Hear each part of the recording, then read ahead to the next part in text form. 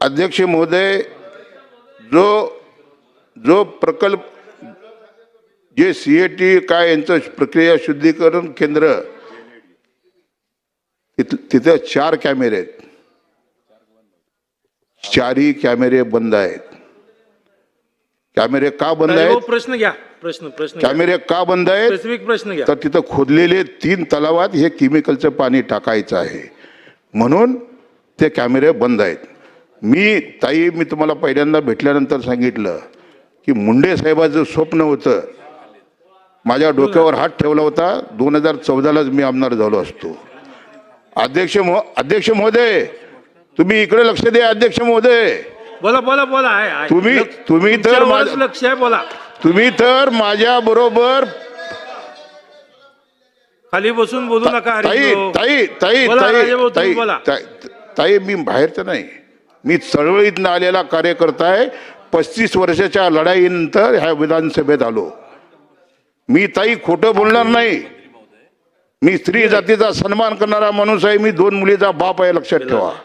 काय सांगायचं? फक्त मी आमदार झालो ताई, त्या चिंचोली काठी MIDC मध्ये माझ्या प्रचारार्थ एक सभा झाली होती आणि ती सभा झाल्यानंतर निवडून यायच्या अगोदर ती सभा झाल्यानंतर 15 महिने झालं मला आमदार होऊन, मी कधी MIDCच्या आवारामध्ये गेलो नाही.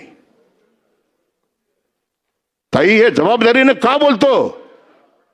ही सर्व माहिती 15 महिन्यामध्ये घेत होतो. शेतकरी तक्रार करत होते, मी तुमच्याकडे तक्रार, प्रदूषण मंडळाकडे तक्रार, उदय सामंत साहेबाकडे तक्रार, ह्या सर्व तक्रारी केल्यानंतर तुम्हाला दाखवण्यासाठी ही मलमपट्टीचं कारवाई केली. 1-1 लाख रुपये दंड आणि तुम्ही विधानसभेत उत्तर द्यावं.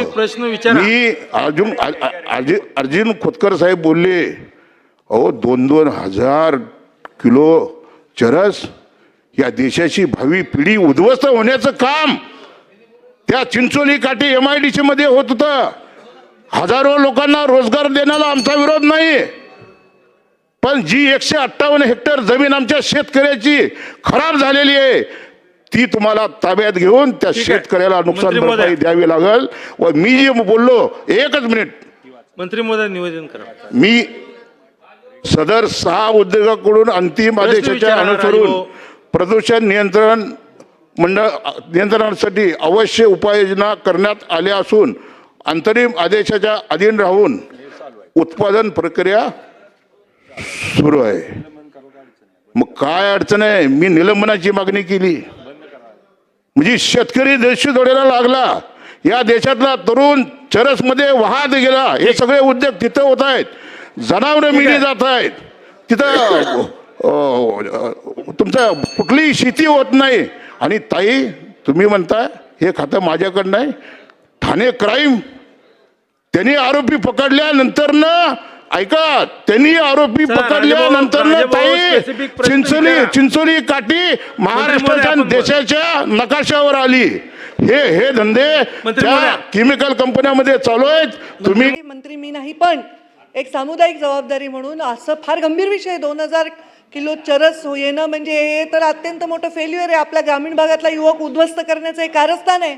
तर मी स्वतः म्हणते, पालकमंत्री पण इथे सोलापूरचे बसलेले आहेत आणि मी स्वतः गृहमंत्र्यांशी भेटेन, म्हणजे मुख्यमंत्र्यांशी भेटेन आणि याच्याबद्दलची माहिती काढीन आणि त्याच्याबद्दल काय कठोरात कठोर कारवाई असेल ती करण्यासाठी त्यांना विनंती करेन. चला पुढे जाऊ आता. राजेभाऊ घ्या, शेवट घ्या.